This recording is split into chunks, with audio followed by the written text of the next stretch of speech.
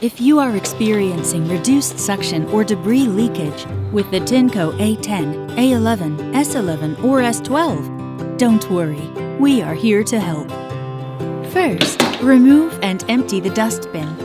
Then, twist the mesh filter to remove hair or debris, using the hair cleaning tool simultaneously to remove stubborn debris.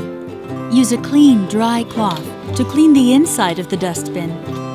Next, remove the HEPA and clear debris from both inside and outside of the unit with a hair cleaning tool.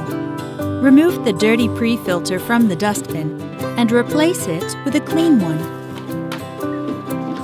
The dirty filter can be cleaned by putting it into the filter cleaning tool, powering on the vacuum, and rotating the cleaning tool back and forth for about 1 minute. Make sure to turn the vacuum on to max mode for best results. Clean the filter after each use and deep clean the filter by rinsing with warm water once a month. Replace the filter every 6 months. Next, we need to check for blockage around the inlet of the dustbin, as well as check for excessive buildup of dirt around the brush roller. Use a coin to unlock and remove the brush roller to check for excess dirt. Use the hair cleaning tool to remove the debris or hair from around the brush roller, as well as the inlet of the floor brush. Then manually rotate the roller draft shaft to verify that it is working properly.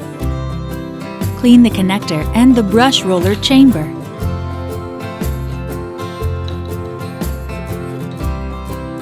Next, check and clear the tube of excess debris. After completing these steps, the brush can be reinstalled into the main unit. The main reason for reduced suction is blockage due to a lack of routine cleaning. Please note that regular maintenance is critical for optimal performance of your Tineco vacuum. Finally, if you notice any abnormal odors or noises coming from your machine, the previously mentioned steps can be used to check where the issue is coming from and restore your vacuum to normal condition.